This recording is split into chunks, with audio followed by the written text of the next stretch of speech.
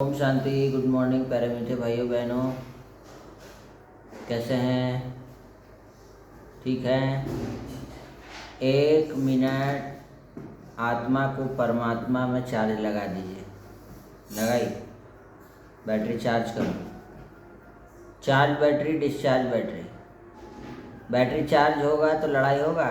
नहीं होगा। इसीलिए तुरंत 1 मिनट में चार्ज कर लो, तो कभी लड़ाई नहीं होगा।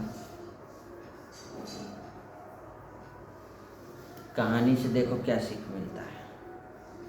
परशुराम की कहानी। भगवान परशुराम की कहानी साहस, आज्ञाकारिता और न्याय की एक ऐसी मिसाल है जो भारतीय इतिहास में अद्वितीय है। वे विष्णु के छठे अवतार माने जाते हैं। ये कहानी ली गई है, उनसे देखिए सीख क्या मिला है और उन्हें अमर चिरंजीवी होने का वरदान प्राप्त है। परशुराम का जन्म महर्षि जमदग्नि और माता रेणुका का पुत्र के रूप में हुआ। उनके बचपन का नाम राम था। वे भृगु ऋषि के कुल के जन्मे थे, इसलिए उन्हें भार्गव भी कहा जाता है। उन्होंने भगवान शिव की कठोर तपस्या की, जिससे प्रसन्न होकर शिव ने उन्हें अपना अस्त्र परशु मतलब कुल्हाड़ी प्रदान किया। इसी कारण उनका नाम परशुराम पड़ा। परशुराम के जीवन की सबसे कठिन परीक्षा तब हुई जब उनके पिता जमदग्नि और अपनी पत्नी रेणुका के किसी कारणवश क्रोधित हो गए। उन्होंने अपने पुत्रों को माता का वध करने का आदेश दिया। अन्य भाइयों ने मोहवश ऐसा करने से मना कर दिया, लेकिन परशुराम ने पिता की आज्ञा को सर्वोपरि माना और अपनी माता का सिर काट दिया। पिता का वरदान। जमदग्नि अपने पुत्र की आज्ञाकारिता से अत्यंत प्रसन्न हुए और उन्होंने वरदान मांगने को कहा। परशुराम ने चतुरता और भक्ति दिखाते हुए 3 वरदान मांगे। पहला, मेरी माता पुनर्जीवित हो जाए, उन्हें अपने वध की स्मृति न रहे। और तीसरा, मेरे भाई की चेतना प्राप्त कर ले, मेरा भाई भी चेतना प्राप्त कर ले। महर्षि ने यह स्वीकार किया और उनका परिवार पुनः सुखी हो गया। परशुराम के जीवन का मुख्य मोड़ तब आया जब एक शक्तिशाली है वंशी राजा कार्तवीर अर्जुन, सहस्त्र अर्जुन, उनके पिता के आश्रम में आया। ऋषि जमदग्नि के पास कामधेनु गाय थी जो चमत्कारिक थी। राजा ने उस गाय को बलपूर्वक छीन लिया। जब परशुराम को यह पता चला तो उन्होंने अकेले ही सहस्त्रार्जुन की विशाल सेना का विनाश कर दिया और उस अत्याचारी राजा का भी वध कर दिया। सहस्त्रार्जुन के पुत्रों ने अपने पिता की मृत्यु का बदला लेने के लिए धोखे से महर्षि जमदग्नि की हत्या कर दी। जब वे ध्यान में मग्न थे, अपने पिता के पार्थिव शरीर पर 21 घाव देखकर परशुराम ने भीषण प्रतिज्ञा की।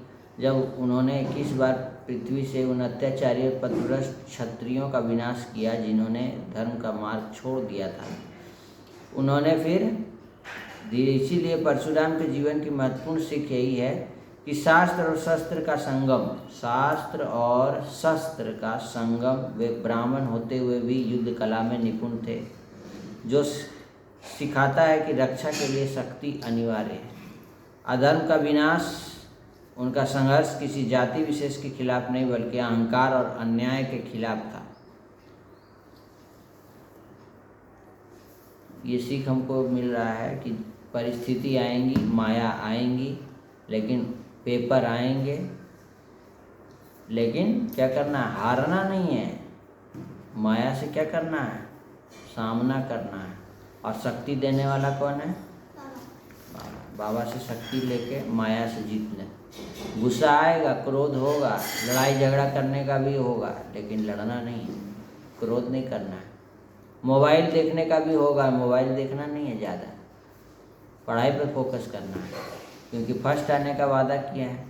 बाबा से वादा किया है, बाबा से वादा किया था लेकिन निभाया नहीं है।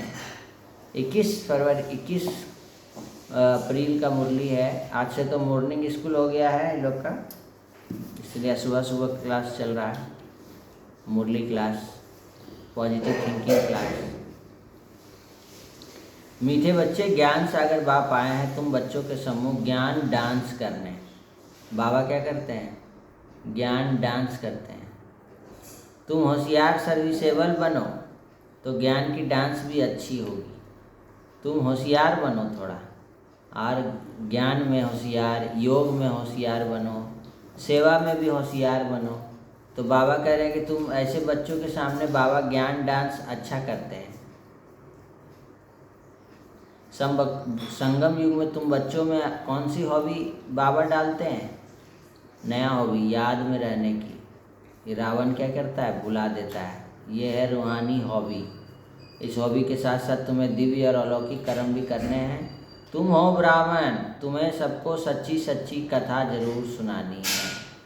ब्राह्मण है, पंडित जी है, क्या कथा सुनाते हैं ना? तो तुमको सबको कथा सुनाना है। आओ सुनाए तुम्हें, क्या था, राम कहानी। सर्विस की भी तुम बच्चों में हॉबी होनी चाहिए। सेवा सेवा सेवा सेवा सेवा। धीरज धर मनवा, धीरज धर, सुख के दिन आने वाले हैं, धीरज धरो, अब टाइम कम है। तो आज बाबा ने कहा है ना बच्चे कि इस पुरानी देह और दुनिया को बुद्धि से भूल बाप और घर को याद करना है। गीता में लिखा हुआ है ना, चारों तरफ से बुद्धि को हटा के मनमना भव। सदा इसी खुशी में रहना है कि अभी हमारे सुख के दिन आए किया है। नॉलेजफुल बाप से जो नॉलेज मिली है उसका सिमरन कर दिमाग को भरपूर रखना है। देह अभिमान में आकर किसी भी प्रकार का गुटखा नहीं खाना। बार बार घड़ी घड़ी देह अभिमान का परीक्षा है। तुरंत जैसे परीक्षा फेल की गुटखा खाने लगेंगे। वरदान है सदा एक रस स्थिति के तख्त पर विराजमान रहने वाले बाप दादा के दिल तख्त नशीन भव। एक रस। दुनिया में क्या कौन क्या कर रहा है, क्या हो रहा है, एकदम क्या बन जाओ, एक रस, कछुआ, चुप, शांति, लड़ाई झगड़ा नहीं, ओम शांति। सभी से श्रेष्ठ तख्त नसीन बाप दादा का दिल तख्त नसीन है। लेकिन इस तख्त पर बैठने के लिए तुमको अगर बाबा के दिल में राज करना चाहती है तो क्या करना होगा? अचल, बोलो अचल, अडोल, एक रस स्थिति का तख्त चाहिए। इसका क्या मतलब हुआ? शंकर जी के जैसा तपस्वी बाबा की याद में परेशान नहीं हो रही, लड़ाई नहीं कर रही। सतो प्रधान बनना है तो ये सब अभ्यास करना पड़ेगा। अगर इस स्थिति के तख्त पर स्थित नहीं हो पाते तो बाप दादा के दिल रूपी तख्त पर भी स्थिति नहीं हो सकती है। इसके लिए क्या करो? अपने भ्रकुटी के तख्त पर अकाल मूरत बन स्थित हो जाओ। मैंने पहले अपने यहाँ भ्रकुटी में देखो आत्मा, हीरा,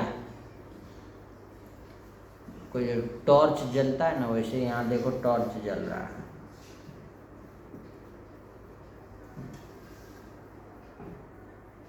तुरंत यह अभ्यास करो। इस तख्त से बार बार डगमग ना हो तो बाप दादा के दिल तख्त पर विराजमान हो सकेंगे। पहले तो बाबा ने कहा अपने को आत्मा समझ के मुझे याद करो।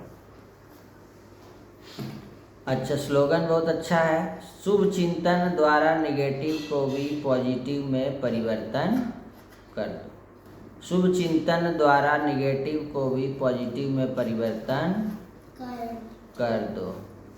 अव्यक्त इशारे में बाबा अभी क्या बोल रहे हैं? महान बनना है, उसके लिए मधुरता और नम्रता का गुण धारण करो, नम्र बनो।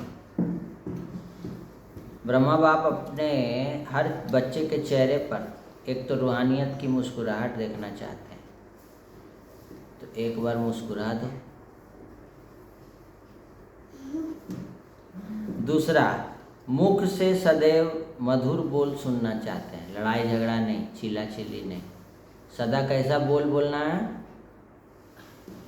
ऐसी वाणी। तो बोलो दीदी आप बहुत अच्छे हो। दीदी आप बहुत अच्छे हो। टिया भी बोल, दीदी बोलो सेजल, टिया बहुत अच्छी हो।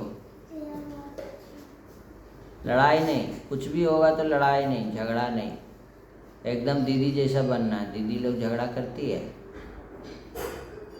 एक शब्द भी मधुरता के बिना नहीं हो। चेहरे पर अगर रूहानियत हो, मुख में मधुरता हो और मन बुद्धि में सदा शुभ भावना, रहम दिल की भावना, दातापन की भावना हो, हर कदम में फॉलो फादर हो, यही पालना का रिटर्न दो।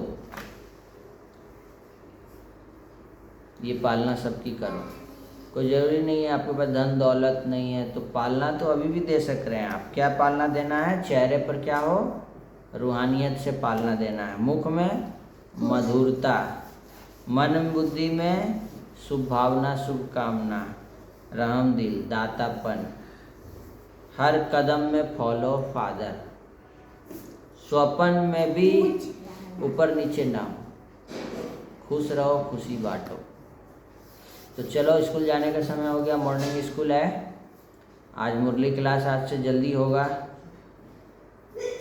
7 बजे से ही हो जाएगा क्योंकि सब कुछ जल्दी हो गया है। ओम शांति। आज